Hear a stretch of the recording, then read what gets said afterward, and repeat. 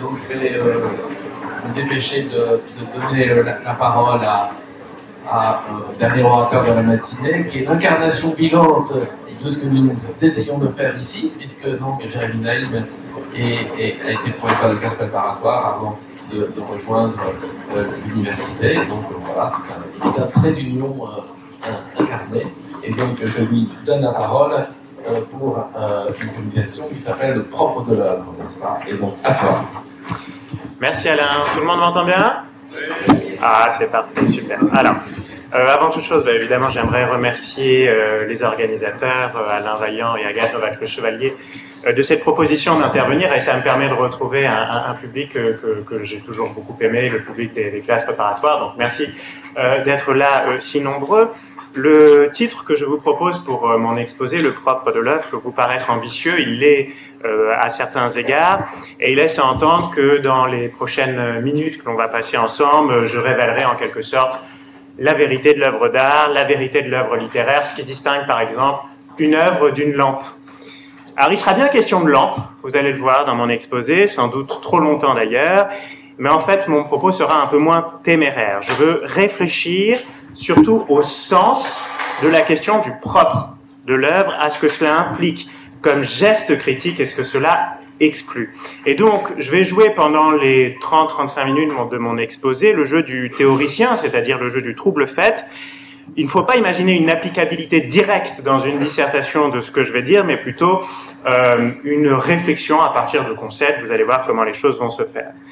Ces choses-là, elles vont s'organiser en 4 temps.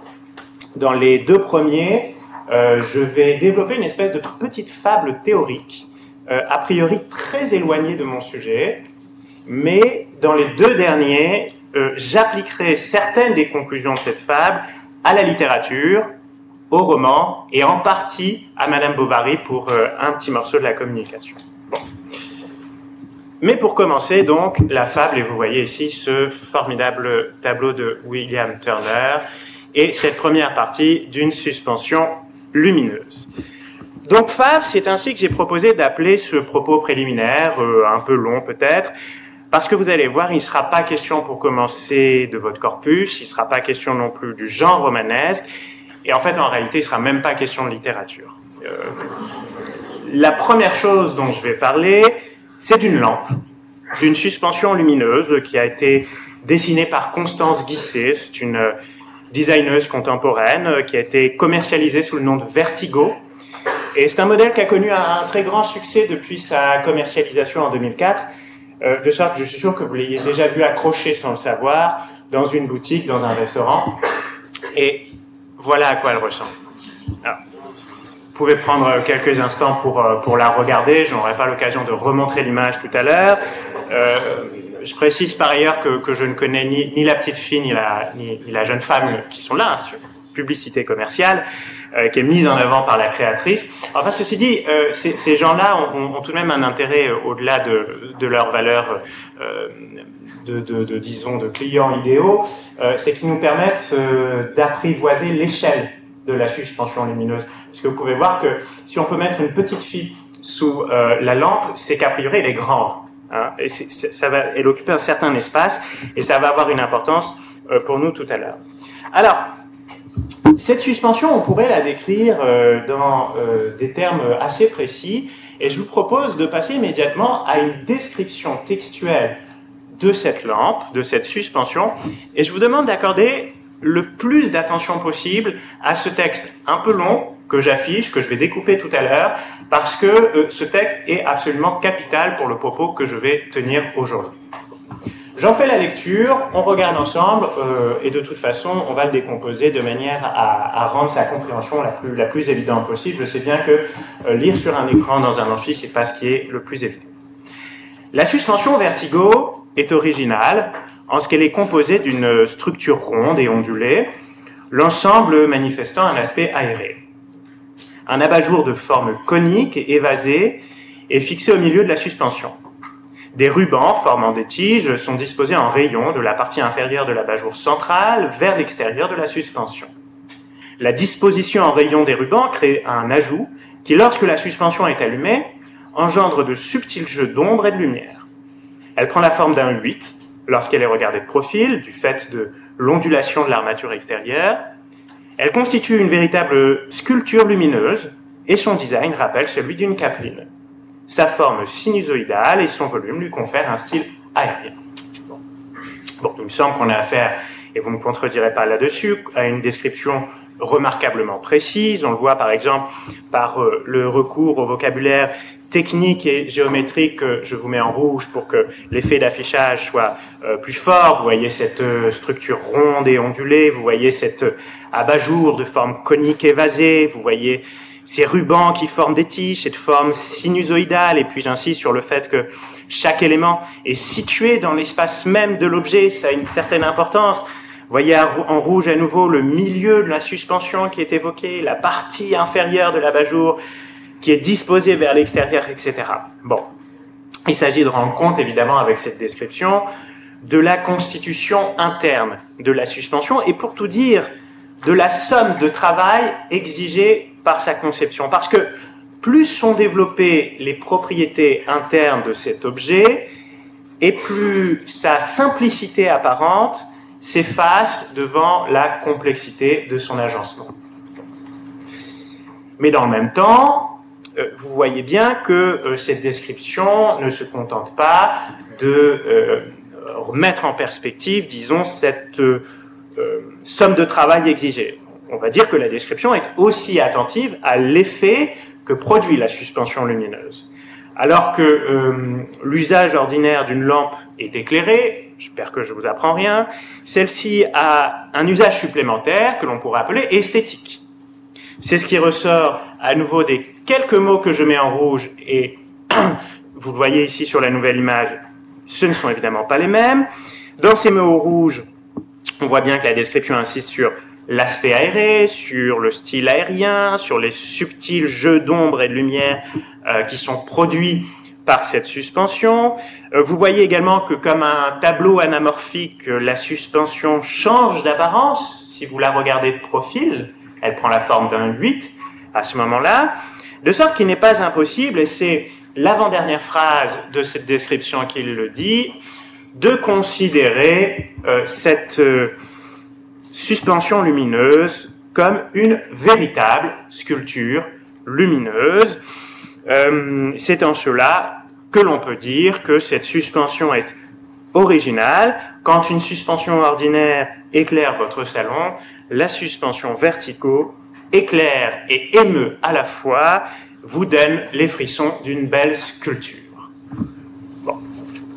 Alors naturellement, vous en penserez ce que vous voulez, vous êtes tout à fait libre de vous précipiter à la sortie de cette journée au prochain magasin et de dépenser 990 € à peu près pour l'acquisition de cette formidable pièce, ou bien vous pouvez considérer qu'il n'y a là qu'un baratin publicitaire, à vous de voir. Sauf que vous allez voir, ce texte-là n'est pas un texte publicitaire, je révélerai son origine dans un instant, dans quelques secondes. Pour l'heure, ce qui m'intéresse, c'est la logique démonstrative de cette description. Dans ces lignes, il s'agit bien de dégager le propre de la suspension vertigo, son originalité. Et son originalité, elle apparaît par la combinaison, je crois, de deux éléments. La première, c'est la valorisation de la somme de travail exigée par sa conception. Et le deuxième point, c'est la valorisation de son usage esthétique.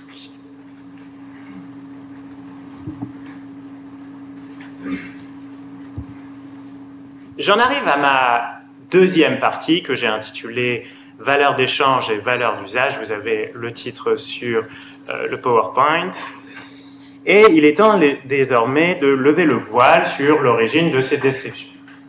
Alors comme je vous l'ai dit, elle ne provient pas d'un catalogue publicitaire, elle ne provient pas d'un catalogue commercial. Je ne l'ai pas inventé non plus, j'aurais pu, ça aurait été drôle, mais non. En réalité, cette description provient d'un jugement du tribunal de grande instance de Paris, qui est daté du 20 novembre 2020. Un peu de contexte. En 2020, la société qui commercialise la suspension Vertigo constate sur le marché la présence d'un modèle qu'elle estime similaire au sien. Cette société, donc, attaque l'entreprise jugée frauduleuse pour deux motifs: contrefaçon et concurrence déloyale. À l'issue du procès, le tribunal reconnaît la concurrence déloyale, mais ne reconnaît pas la contrefaçon. Ça a une certaine importance, et je vais prendre le temps de le développer. En fait, cette décision du tribunal de grande instance est extrêmement étrange sur le plan juridique, et j'aimerais qu'on prenne le temps de l'expliquer ensemble. En droit, la contrefaçon qualifie la reproduction frauduleuse d'une œuvre protégée par le droit d'auteur. Pour condamner en contrefaçon, il faut deux choses. D'abord, prouver que l'œuvre présumée contrefaite est protégeable par le droit d'auteur. Ensuite, montrer que l'objet frauduleux copie les caractéristiques de l'œuvre en question. Deux choses: prouver que l'œuvre présumée contrefaite est protégeable par le droit d'auteur et montrer que l'objet frauduleux copie les caractéristiques de l'œuvre en question. Les juges ont reconnu le premier point, c'est-à-dire que la suspension lumineuse Vertigo, est-il écrit dans le greffe du tribunal, porte l'empreinte de la personnalité de sa créatrice et donc est protégeable par le droit d'auteur. Je cite ici le jugement du tribunal. En revanche, le deuxième point est rejeté. À l'issue de l'examen des deux suspensions, les juges ne reconnaissent pas de caractéristiques communes entre la Vertigo et la suspension contrefaite. Alors c'est là où ça se complique un tout petit peu.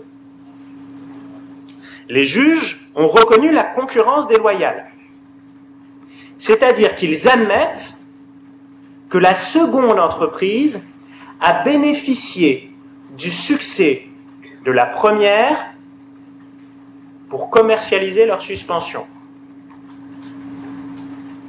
Ça suppose implicitement de reconnaître une ressemblance entre les deux suspensions. Sauf que le tribunal refuse cette conclusion. Toute la question, c'est de savoir pourquoi. Alors, je n'ai pas de photo de la deuxième suspension, mais vous allez le voir, ça n'a aucune importance. Ça n'a aucune importance parce que le seul enjeu pour le tribunal, c'est la description de la suspension.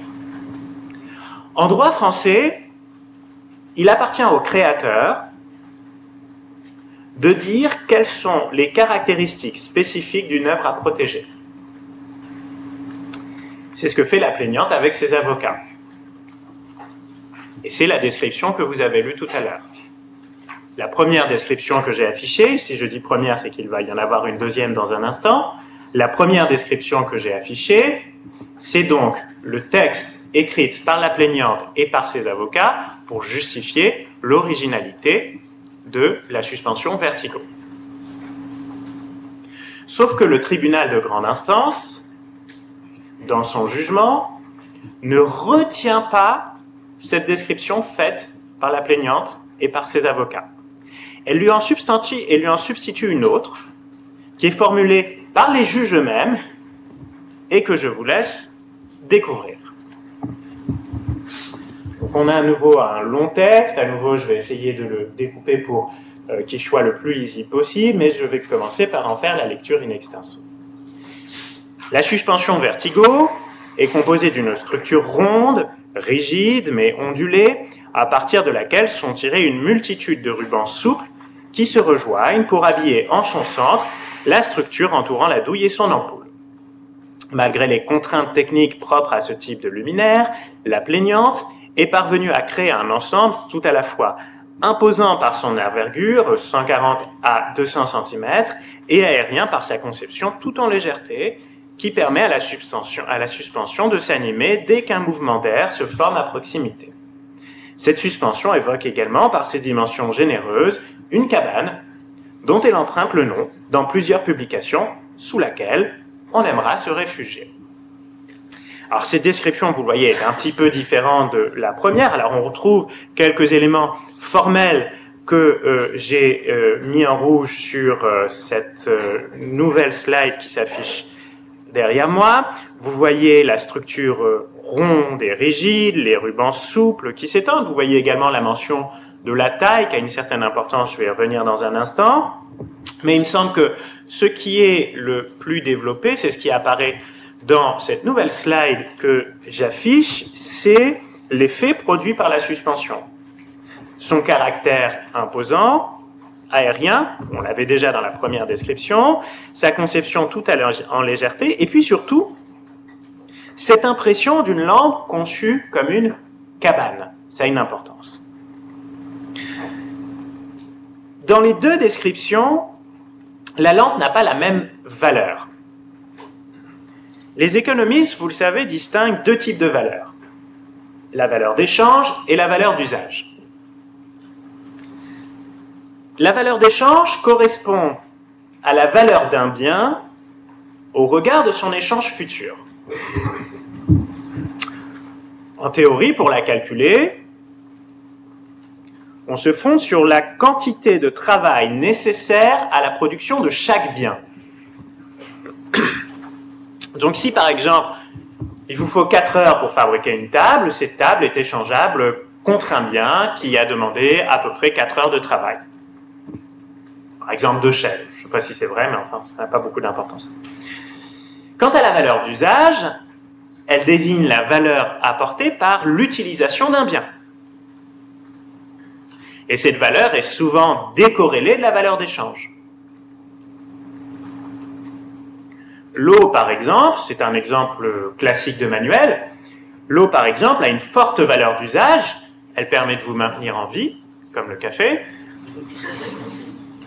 Mais elle a une faible valeur d'échange. Elle ne demande pas beaucoup de travail pour l'obtenir. Alors ça, c'est la théorie. Dans les faits, les choses sont toujours plus compliquées. Mais ce n'est pas ce qui m'intéresse ici. Ce qui m'intéresse, c'est d'utiliser ces deux concepts pour essayer de caractériser un peu davantage les deux descriptions que j'ai affichées à l'écran. On pourrait dire que la première description met davantage en valeur la valeur d'échange de la suspension.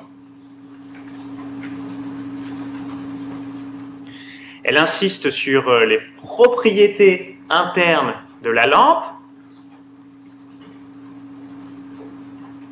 sur la quantité de travail nécessaire à sa conception,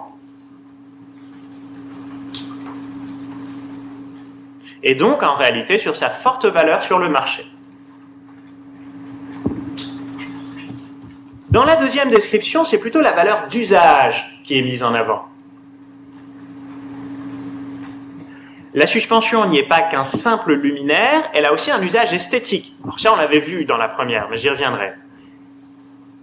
En plus de cet usage esthétique, elle a quelque chose qu'on pourrait appeler un effet doudou, un effet protecteur. Et une petite fille, comme celle que vous avez vue sur la photo, pourrait très bien s'y abriter et s'y sentir en sécurité. Or, évidemment, vous n'êtes pas obligé d'y croire, mais l'intérêt, c'est pas de savoir si on croit au discours commercial. Or, sur la base de la valeur d'usage, le tribunal ne reconnaît pas la ressemblance entre les deux suspensions. Et le jugement à l'issue du procès est très explicite à ce propos.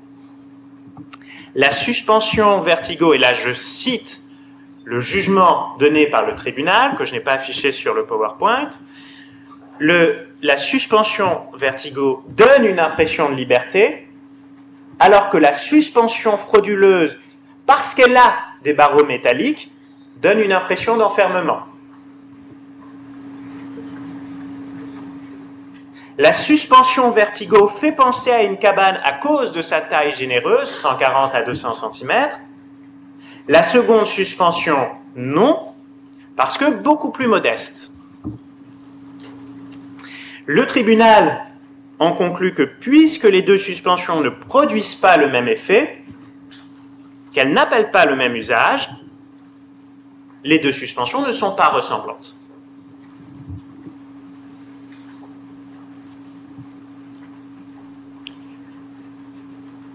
À l'issue du procès, la plaignante se pourvoit en appel. Elle fait remarquer que la description retenue par les juges est, je cite, générale, imprécise et subjective. qu'elle ne permet pas de dégager le propre de la suspension vertigo, elle demande que soit retenue la première description, celle que vous avez lue, et celle qu'elle a fournie avec ses avocats. Elle obtient gain de cause, et le 16 septembre 2022, l'entreprise frauduleuse est condamnée pour contrefaçon. Happy end, donc.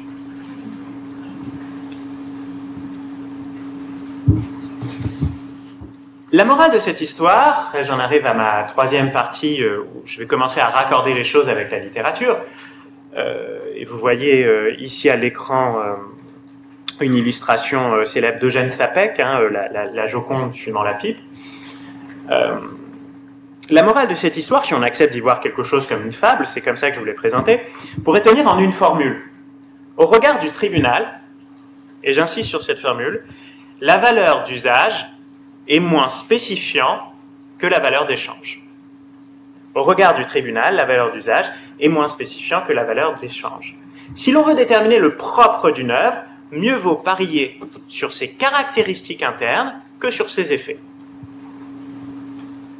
Or, cette morale s'applique aussi à la littérature.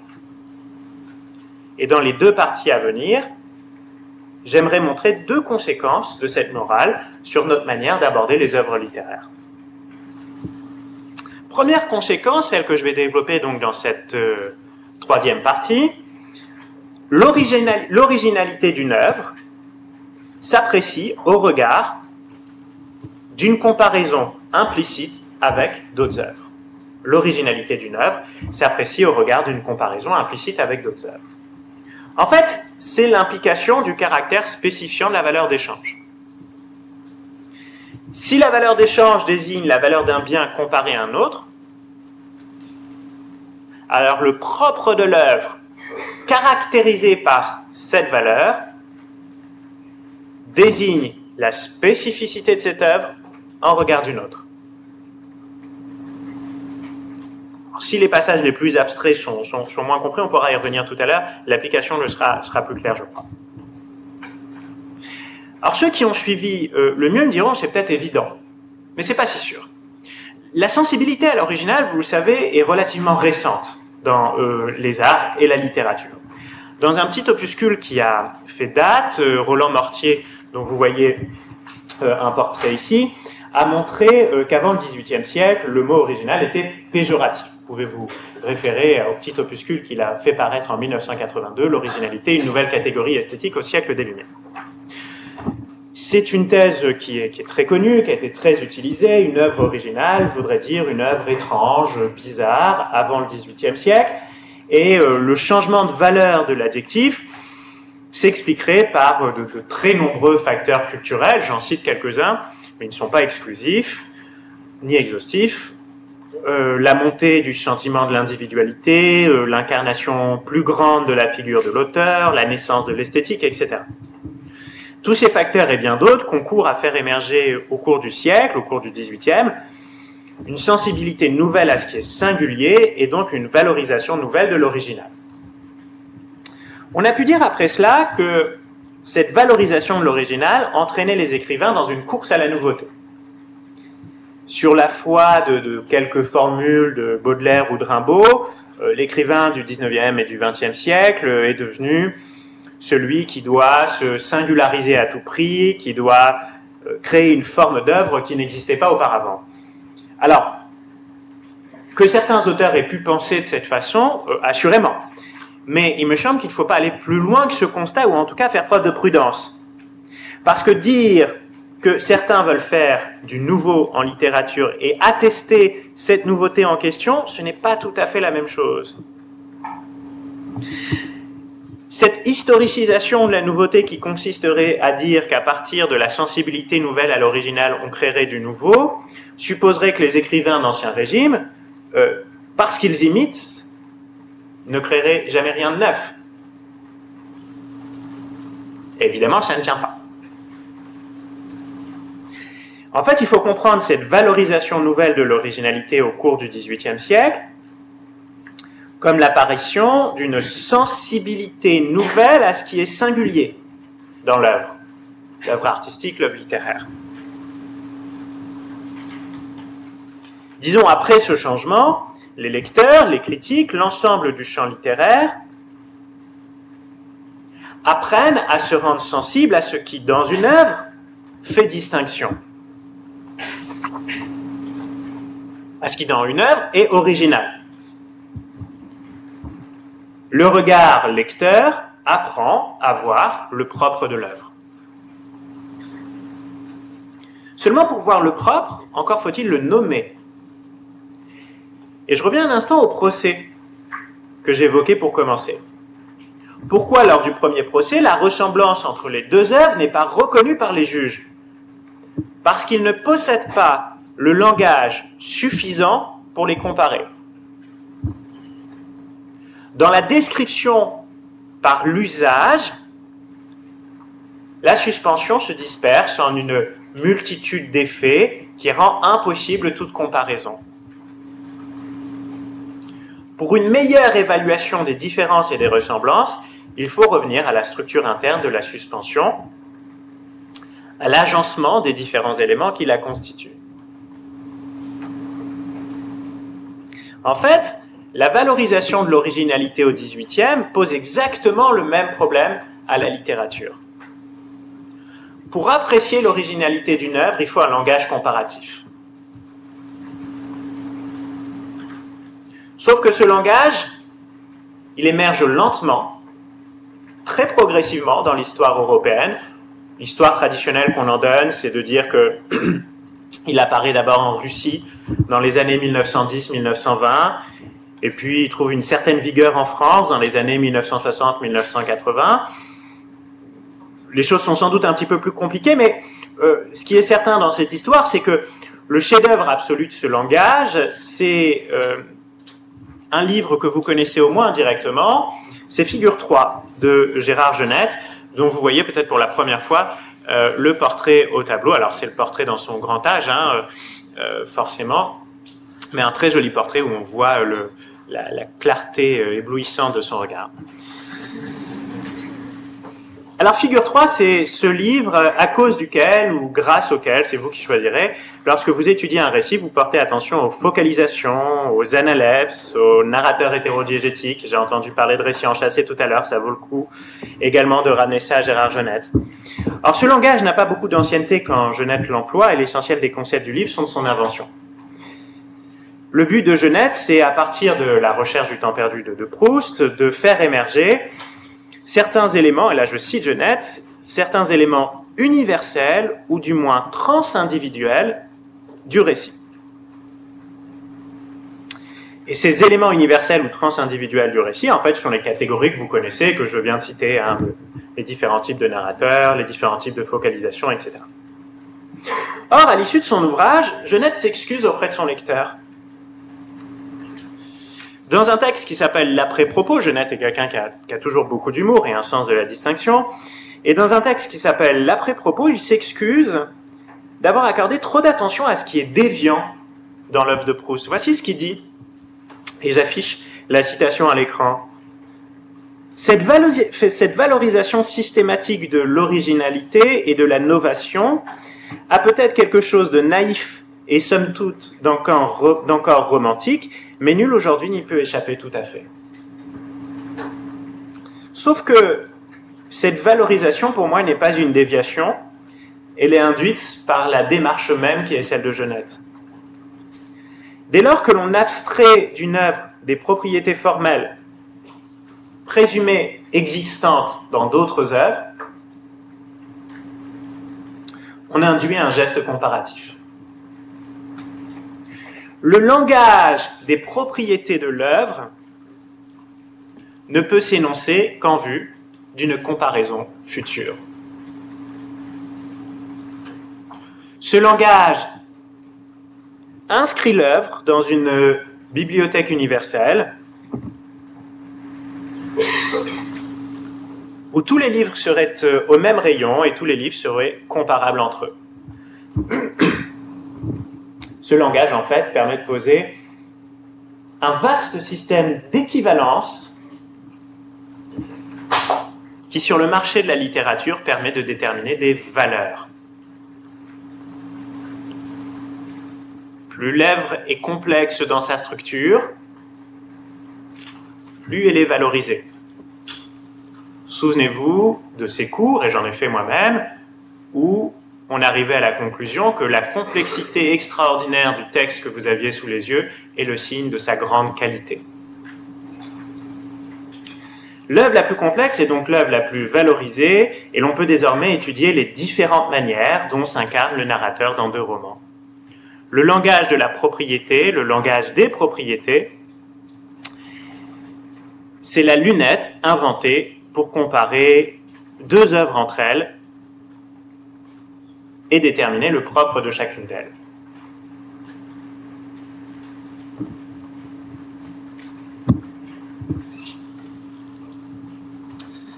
Alors, si le langage des propriétés est une lunette, ça signifie qu'il n'est pas le seul possible. Et j'en arrive à mon quatrième point, qui sera la dernière partie, que j'ai intitulé « De l'usage du roman ».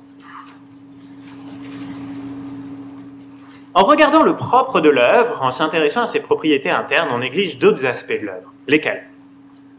Et là, je vous renvoie à la morale de la fable. Au tribunal, on a dit la valeur d'usage d'une œuvre est moins spécifiante que la valeur d'échange. C'est ce que j'ai dit tout à l'heure. Ce qui veut dire, si on inverse la proposition, que s'interroger sur le propre de l'œuvre conduit à négliger l'usage de l'œuvre. Et c'est cette deuxième conséquence que j'aimerais développer. Mais d'abord, de quoi parle-t-on quand on parle d'usage d'une œuvre? D'une suspension lumineuse, comme celle que j'ai évoquée tout à l'heure, on peut dire qu'il y a un usage impliqué, qui est l'éclairage. L'objet suspension lumineuse implique d'éclairer votre salon.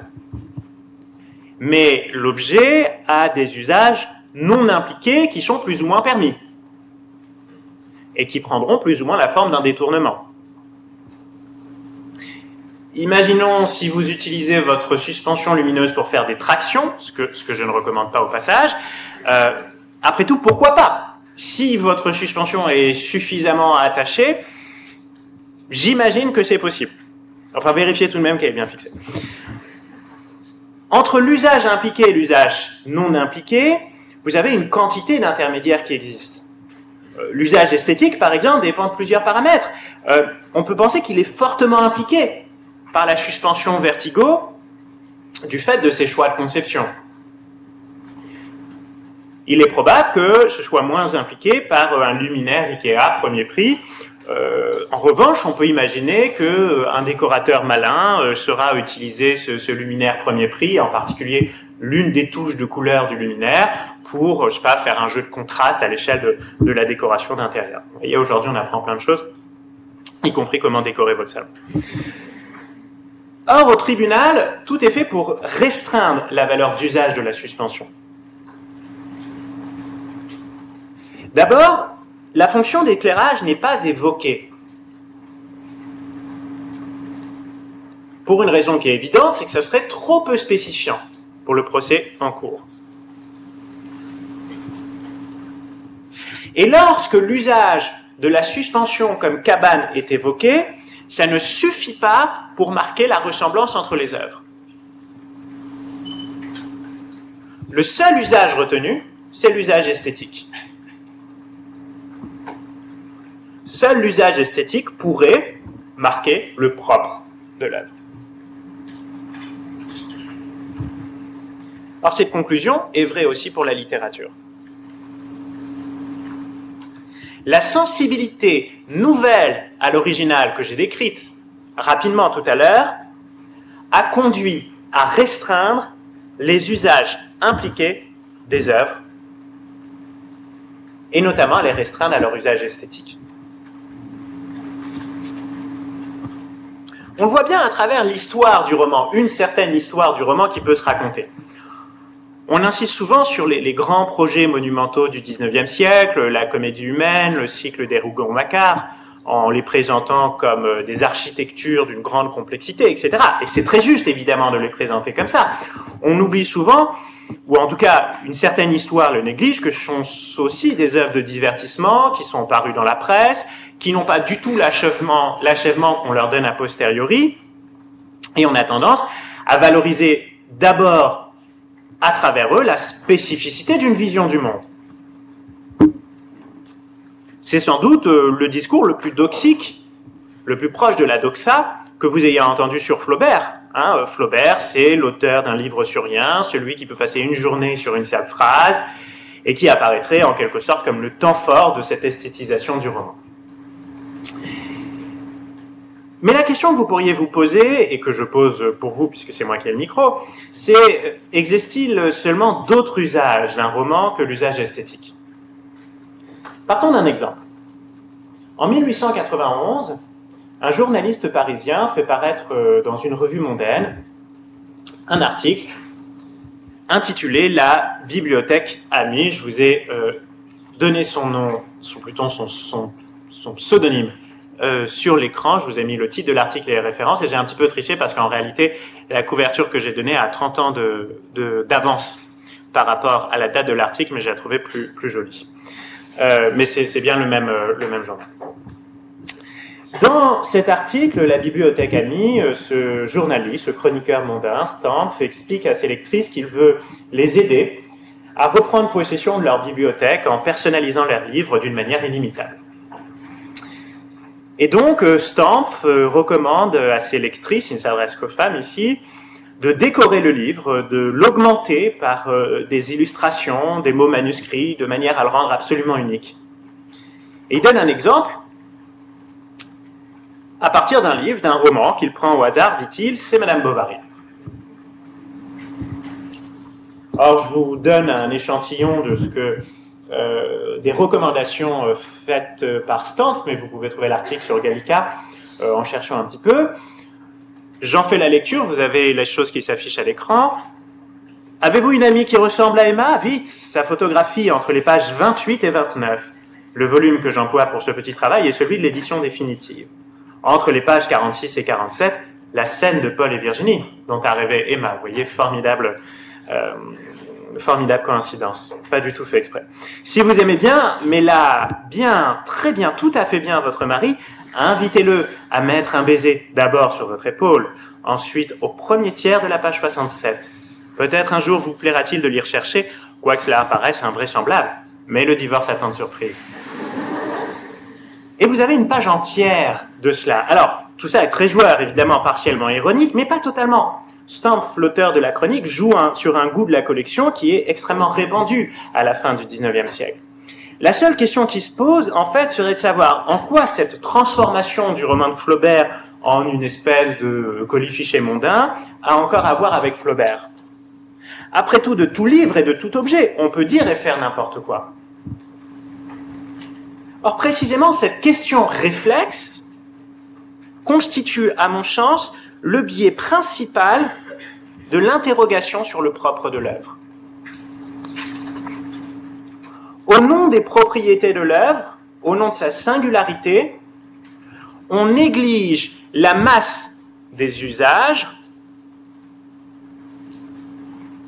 dans laquelle l'œuvre a pris naissance et les usages qu'elle a suscités.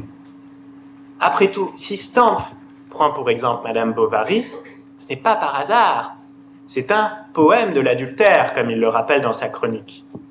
Et donc, pour un journal qui joue sur le jeu d'une mondanité libre de mœurs, le choix de Madame Bovary est parfait.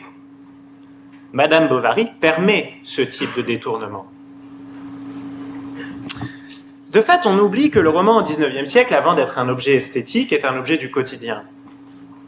Il se lit dans certaines conditions, il se manipule, il se collectionne, il s'use.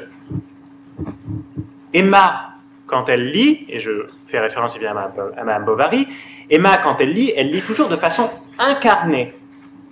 Les premiers livres qu'elle lit, ce sont ceux qu'une vieille fille, vous vous en souvenez peut-être, lui apporte au couvent, dissimulés dans une poche de son tablier. Emma les lit en cachette. Et vous avez une phrase de Flaubert que je trouve absolument remarquable. Pendant 6 mois, je l'affiche à l'écran, pendant 6 mois à 15 ans, Emma se graissa donc les mains à cette poussière des vieux cabinets de lecture. Alors, les vieux cabinets de lecture sont des espèces de bibliothèques, un système de bibliothèque qui se développe au XIXe siècle. Donc ça veut dire que la vieille fille du couvent apporte les livres du cabinet de lecture, et Emma se graisse les mains. Plus tard, femme mariée, Emma, donc devenue Emma Bovary, dévore les journaux, elle étudie dessous les descriptions d'ameublement, et je vous redonne la description exacte, elle s'affiche sur l'écran derrière moi, c'est Emma Bovary, à ce moment-là de l'histoire, elle étudia dans le Gensu les descriptions d'ameublement, un peu comme nous sommes amusés à lire les descriptions de la suspension Vertigo. Elle étudia dans le Gensu les descriptions d'ameublement, elle lut Balzac et George Sand, et cherchant des assouvissements imaginaires pour ses convoitises personnelles, et ce que j'aime le plus, c'est ce qui vient après, à table même, elle apportait son livre et elle tournait les feuillets pendant que Charles mangeait en lui parlant. On est très loin de l'expérience esthétique d'éblouissement dans ces différents passages. Les Raymond graissent la main, on les apporte à table, on ne les lit pas, on cherche à l'intérieur, on les étudie, ils sont un objet intégré au quotidien. Mais surtout, on pourrait aller plus loin en disant que par le roman, Emma se soustrait à la communauté. Dans le couvent, elle recrée un lieu à elle, sans règles. À la maison, elle se retire de la vie familiale et elle cherche à se relier à une autre vie, la vie parisienne. Elle l'use du roman pour l'appliquer à sa vie, pour l'appliquer au réel. Alors d'une façon que vous pourriez dire naïve, si vous voulez, mais qui est la façon de nombreux lecteurs et lectrices du XIXe siècle et d'aujourd'hui. Le roman, comme genre fictionnel, implique ce dialogue soutenu entre la vie et la fiction. Son usage appelle l'application au réel, appelle l'inscription dans l'ordinaire de la vie.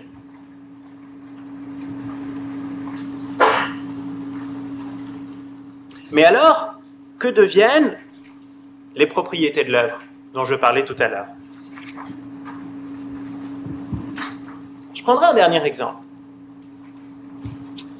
En 1984, une universitaire américaine, dont le nom s'affiche sur l'écran derrière moi, Janice Redway, publie un travail sur les romans de type Harlequin, cette espèce de romance sentimentale que vous avez sans doute lu. C'est un peu le genre de choses qu'on pourrait... Un équivalent qui serait contemporain, ce serait un peu le genre de choses que vous trouvez sur les Wattpad, par exemple, aujourd'hui. Et plus précisément, Janice Redway mène une enquête auprès des membres d'un club de lecture dans une ville du Middle West aux États-Unis. Et ces romans, semble-t-il, perpétuent une représentation du monde qui est patriarcal. La femme y est systématiquement passive, elle est désirée pour sa beauté, elle est humiliée sans autre horizon que le mariage et la vie au foyer. Alors, un chercheur contemporain, Éric Maigret, qui est sociologue à l'université de la Sorbonne Nouvelle, a proposé, à partir du livre de Janice Redway, un tableau qui récapitulerait le schéma type, un schéma sémiotique de ces récits. Je vous livre son tableau, que je reprends, je mets simplement un peu plus de couleurs et je mets des choses en gras pour que ce soit plus lisible, mais fondamentalement, c'est exactement la même chose. Alors, vous voyez que sur ce tableau qu'il appelle donc de récit sémiotique, c'est l'analyse structurelle du récit tel qu'un structuraliste des années 60-80 pourrait le faire. Il distingue 4 étapes dans ces récits. Vous voyez la rencontre entre l'homme et la femme, la rupture, une phase de réparation et puis une phase de réconciliation. La rencontre, vous voyez, c'est une jeune femme charmante mais pauvre qui rencontre un homme riche et professionnellement reconnu, ce qui a pu être le rêve de plein de petites filles à une époque. Supériorité sociale de l'homme, l'amour masque la domination. La rupture, l'homme brusque la femme. La domination sociale passe aussi par la domination physique. Janice Redway insiste sur le fait qu'il y a beaucoup de violence physique dans ces histoires, dans ces romances sentimentales. La réparation, travail d'acceptation de son infériorité par la femme. Et la réconciliation, victoire masculine, car acceptation par la femme des violences antérieures et consacration par le mariage de la supériorité de l'époux. Voilà donc ce que n'importe quel analyste voit ou pourrait voir dans les récits sentimentaux analysés par Dennis Redway quand il a la perspective de l'analyse sémiotique, de l'analyse structurale. Dennis Redway, donc la chercheuse que j'évoquais tout à l'heure, se pose une question. Pourquoi des femmes trouvent-elles du plaisir à lire ces ouvrages qui accroît leur asservissement réel? En 1984, quand Dennis Redway fait paraître son ouvrage, elle se dit que c'est la dernière ruse du patriarcat. Les livres seraient en quelque sorte une machine à fantasmes qui tiendrait les femmes sous emprise. Mais en 1991, en relisant les entretiens qu'elle a menés avec ses lectrices, Redway change d'avis. Elle s'aperçoit en réalité que les lectrices ne comprennent pas le roman de la même façon que ce qui s'affiche sur votre écran. Les lectrices changent les propriétés du roman. Et les changent de la façon qui s'affiche à nouveau sur votre écran dans ce tableau que je complète et que je tire toujours d'Éric Maigret. Vous avez la source en dessous, Sociologie de la communication et des médias. Et dans le récit des lectrices, vous voyez qu'il y a des choses qui diffèrent. J'insiste sur les points de différence qui sont les éléments en rouge dans le tableau. Vous voyez qu'il y a surtout deux différences majeures. Alors, il y a la première au niveau de la rencontre, je ne la commente pas. J'insiste plutôt sur les différences qui apparaissent dans la phase de réparation et dans la phase de réconciliation. Dans la phase de réparation, le couple a vécu une épreuve qui change les deux personnes. Alors que pour l'analyste structuraliste, ce changement a lieu dans la femme qui accepterait son infériorité, d'après l'analyse des lectrices, ce changement a lieu dans l'homme qui se convertit aux valeurs féminines, qui se convertirait. Le conditionnel, évidemment, est plus acceptable ici. Pareil pour la phase de réconciliation. Alors qu'un structuraliste verrait dans la réconciliation la victoire des hommes, l'analyse des lectrices, telle que le met en avant Dennis Redway après ses entretiens, met en avant une victoire des femmes, car l'homme se convertirait à des valeurs présumées féminines. Dennis Redway commente cela en disant que la femme a su ou aurait su faire évoluer un être sauvage, qui serait l'homme.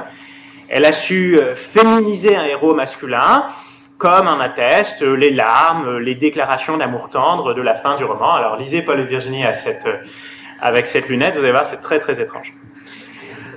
Elle en déduit que la lecture des romans sont comme une poche, un lieu de révolte féministe dans un système globalement dominateur. On peut évidemment contester beaucoup de choses dans ces analyses. L'association des valeurs féminines à la tendresse, par exemple, à la sensibilité, on est d'accord que c'est une création culturelle, ce n'est pas une vérité essentielle de la femme. On peut dire aussi que les lectrices se trompent et lisent mal le roman. Mais est-ce que les propriétés premières du roman sont si évidentes? La sémiotique et le structuralisme ont du mal à penser le point de vue du critique et la manière dont ce point de vue transforme le texte lu. Que le roman ait une essence, une identité propre, soit. Mais le roman implique comme valeur d'usage le détournement et l'application au monde réel. Il me semble que c'est la leçon de Walter Benjamin quand il explique que le roman se développe par opposition au conte. Et là, vous avez le dernier portrait que j'afficherai aujourd'hui, donc c'est Walter Benjamin, avec ce visage mélancolique qu'on lui connaît. Et l'article en question est un article très connu, le narrateur, réflexion à propos de l'œuvre de Nicolas Lescoff, 1936. Pour Walter Benjamin, le conte transmet une expérience, le roman non, parce qu'il se coupe de l'énonciation réelle. Il faut en conclure que le roman ouvre un espace de lecture qui suppose, et je répète ce terme que j'emprunte en réalité à un philosophe, l'applicabilité à une situation de vie réelle. N'est-ce pas d'ailleurs ce que font les lecteurs de Paul et Virginie? Je vous renvoie ici à cette remarque bien connue du début du préambule de 1806, dans lequel Bernardin de Saint-Pierre explique, et je lis ce qui s'affiche à votre écran, que de son roman Paul et Virginie, on en fit des romans, des idylles et plusieurs pièces de théâtre. On en imprima des divers sujets sur des ceintures, des bracelets et d'autres ajustements de femmes. Un grand nombre de pères et surtout de mères firent porter à leurs enfants, venant au monde, les surnoms de Paul et Virginie. C'est un exemple typique d'un usage permis mais apparemment non impliqué par le roman. Pourtant, le roman, en tant qu'objet quotidien, implique cette forme d'identification primaire, cette forme de détournement. Donner à ses enfants le prénom d'un roman favori, contrairement à ce qu'on pourrait penser, ça arrive beaucoup plus souvent qu'on ne le croit. J'en arrive à ma conclusion. Le propos était dense et je ne vais pas mobiliser davantage la parole. Je demandais en introduction quel est le sens de la question du propre de l'œuvre. Du parcours historique et théorique que j'ai proposé, on peut conclure que c'est un sens principalement historique. La question du propre de l'œuvre est la conséquence d'un nivellement des conditions de publication et des conditions d'écriture d'une masse d'ouvrages ramenés au même rayonnage d'une bibliothèque. On ne peut dégager le propre d'une œuvre qu'en supposant l'existence même du concept d'œuvre et en supposant que tous les énoncés langagiers sont de même nature. Mais cela se fait en considérant que l'usage de ces énoncés langagiers est ou négligeable ou un détournement. La proposition que j'ai faite, et sans doute un peu rapidement bien sûr, c'est que le roman gagne à se penser en tant que valeur d'usage plutôt que valeur d'échange. L'expansion considérable du genre romanesque au XIXe siècle s'est faite à la faveur d'une arrivée sur le marché du livre, d'une masse de lecteurs qui lisent les romans pour se divertir, pour comprendre le monde, pour s'opposer à leur mari, pour s'opposer à leurs parents, pour se constituer parfois une belle bibliothèque. Il est possible de reconnecter davantage notre vision du roman à son usage en mettant en avant comme usage impliqué du genre la logique éthique de l'application de la représentation à la vie. Cette reconnexion à l'usage, c'est un mouvement de fond dans la recherche contemporaine, en littérature. C'est un mouvement de fond qui a déjà donné quelques grands livres théoriques, alors qui ne portent pas systématiquement sur le roman, mais que j'affiche à l'écran. C'est une liste qui n'a absolument rien d'exhaustif, mais qui montre plutôt une diversité. Les réflexions de Martha Nussbaum, L'art d'être juste, les réflexions d'Yves Citon, Lire, interpréter, actualiser, les réflexions d'Hélène Merlin-Cashman, Lire dans la gueule du loup, tous des universitaires. Dans les schémas qui sont développés dans chacun de ces livres, apparaît, je crois, une même conclusion, c'est que la valeur d'une œuvre ne se définit pas par sa complexité, la valeur d'une œuvre ne se définit pas par la quantité de travail qu'elle a exigée, et la valeur d'une œuvre ne se définit pas par son originalité. La valeur d'une œuvre, dans ces schémas-là, tient aux possibilités qu'elle offre d'une appropriation par le lecteur, d'une application à la vie réelle et d'une transformation de soi. Je vous remercie pour votre attention.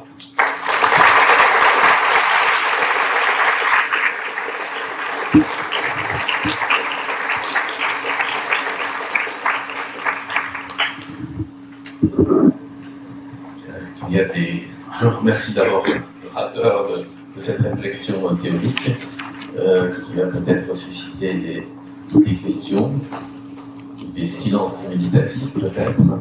Je vais poser ma question alors, tiens, à propos de ces livres d'Édith Citon, parce qu'en gros ce qu'ils expliquent c'est que l'intérêt de la littérature c'est qu'elle a une plus grande valeur d'usage, je résume. Oui, bah, je vais le présenter comme ça. Oui, non, mais c'est vrai, c'est ça. Oui, mais il me semble que s'ils pensent que la littérature a une plus grande valeur d'usage, c'est qu'ils sont sûrs qu'elle a une plus grande valeur d'échange. C'est pour ça qu'il me semble que c'est le point faible de leur argumentation, c'est ce que je veux dire. Ouais, complètement. Mais oui et non, parce qu'en réalité, ni Yves Citon ni Merlin-Cashman ont une vision essentialiste de la littérature et ils admettent en réalité dans l'intitulé littérature presque la totalité des énoncés langagiers. Et l'évolution de Citon dans ses recherches, je pense, est assez claire de ce point de vue-là. Hélène Merlin-Cashman est moins claire que ça là-dessus, mais elle le dit très clairement dans sa conclusion. Elle dit, après tout, finalement, on peut admettre n'importe quel texte. Elle dit clairement qu'il y a la bonne littérature et la mauvaise. Hein, oui, mais une littérature bonne et mauvaise qui va se distinguer sur la capacité transitionnelle. Ouais, mais... Donc, elle peut admettre la littérature de jeunesse, par exemple, mais elle ne le traite pas. Elle l'aborde pas, mais elle l'admet, en théorie. Je crois qu'il y a beaucoup plus d'essentialisme que tu m'as dit, mais vraiment c'est une discussion entre deux, donc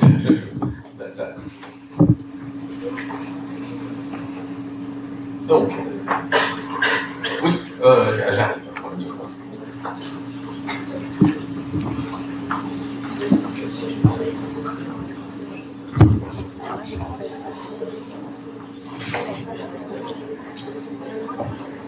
Quand vous dites que la valeur du texte sent d'une appropriation par le lecteur, est-ce qu'on peut dire qu'elle est seulement subjective, à la fois subjective à chaque personne, mais aussi subjective à chaque roman?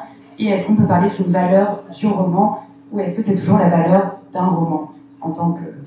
C'est une bonne question sur la question de la subjectivité. En fait, tous ces chercheurs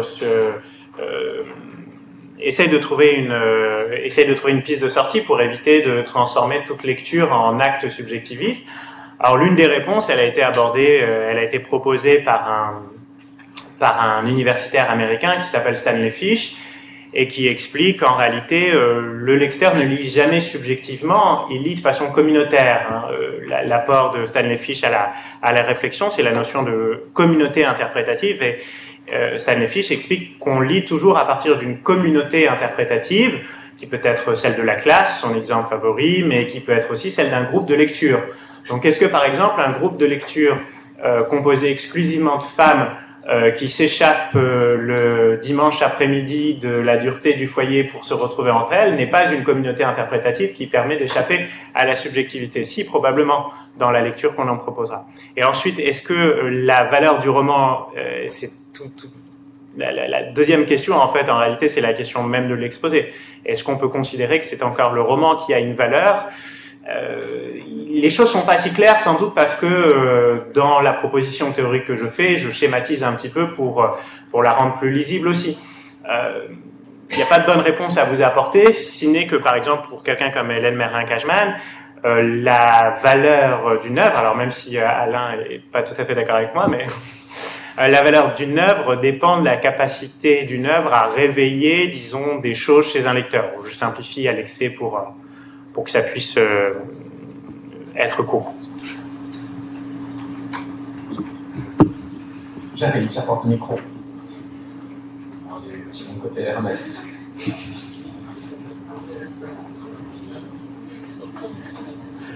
Est-ce que vous pourriez nous éclairer sur le titre que vous avez donné, le propre de l'œuvre, dans la mesure où vous concluez sur le fait que n'importe quel énoncé peut avoir une valeur d'usage? Comment est-ce qu'on pense le rapport entre œuvre, qui semble donc définir une unité spécifique, et n'importe quel énoncé qui ne paraît pas y être réductible? Donc est-ce que n'importe quel énoncé peut être considéré comme œuvre, et sous quel rapport? Est-ce qu'une œuvre se définit simplement comme un ensemble d'énoncés indéterminés? Oui, c'est intéressant comme question. Merci beaucoup de l'avoir posée. D'une certaine façon, elle rejoint finalement la deuxième partie de la question qui m'a été posée il y a un instant. Je n'ai pas de réponse à vous donner parce que c'est le type de questions qui surgissent à partir du moment où on admet la mort de l'auteur. En réalité, à partir du moment où on place le lecteur dans cette position de créateur de l'œuvre, ce que fait Barthes dans l'article sur la mort de l'auteur, on admet potentiellement un usage illimité qui peut être fait du texte, qui est potentiellement compréhensible comme un acte de création. Lire, c'est créer, ce que des gens comme Citon pourraient tout à fait admettre. Est-ce qu'il faut mettre des limites à cette interprétation? Eco l'a pensé à un moment, Barthes a fini par le penser. L'idée ici, c'est de proposer un type de questions qui peuvent susciter l'interrogation que vous me faites. Mais j'ai pas de réponse simple à donner qui pourrait tenir en un mot ou en une phrase. Autre question, remarque, oui.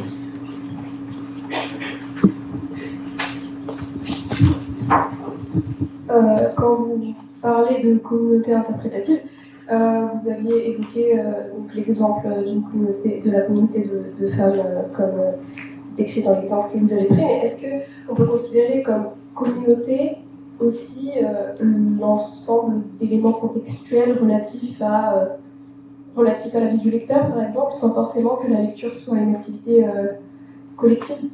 Alors, l'idée de communauté interprétative, c'est une interrogation sociologique qui permet d'éviter de retomber dans du subjectivisme pur. C'est-à-dire l'idée que puisque c'est le lecteur qui lit et qui crée finalement le sens de l'œuvre, pour simplifier les choses, chaque lecteur aurait sa manière de voir les œuvres de façon différente. Si on récupère dans la représentation qu'on a du lecteur son appartenance à un certain nombre de communautés indirectes, le fait, par exemple, si on prend Emma Bovary, le fait que finalement elle n'est pas simplement Emma Bovary avec son histoire, elle est le prototype de la femme qui a fait un mariage qui correspond pas à ses aspirations. Hein. Le problème d'Emma Bovary, c'est son éducation, c'est ce que dit l'avocat de Flaubert dans le procès de 1857. Si on récupère toute cette réalité sociologique derrière la lectrice, oui, sans doute qu'on pourrait extrapoler la notion de communauté interprétative à ce niveau-là. Et donc à ce moment-là, on ferait plus de Emma une lectrice singulière, mais bien une lectrice qui lit d'un certain point de vue. Dernière peut-être.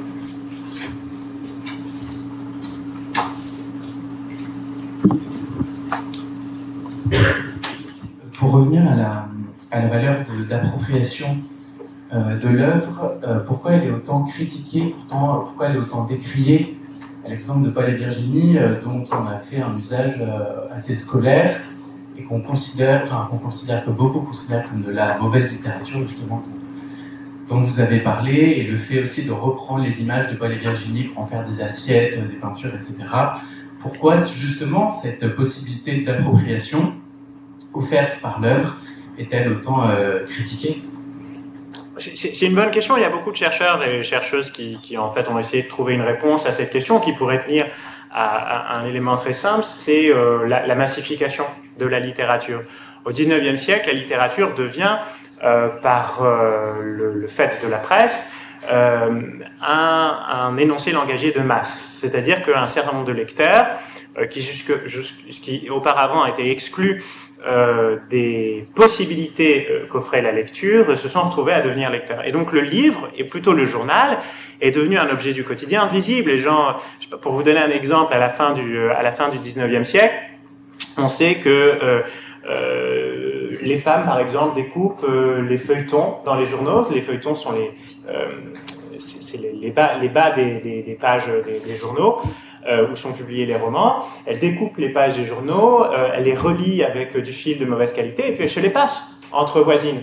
Et finalement, est-ce que cette représentation de la littérature qui se passe de main en main, où on se salit, où on se graisse les mains à lire, où on se salit les mains avec l'encre, est-ce que cette représentation-là est celle que l'on voudrait avoir de la littérature comme sacralisation, parole idéale, etc. Il semble qu'au XIXe siècle se joue cette dissociation entre l'usage et le propre qui conduit, pour des raisons qui sont extrêmement complexes à résumer en une phrase, qui conduit à disons, à ce mépris qu'on a pu avoir un temps pour la question de l'appropriation. Donc, encore une autre question.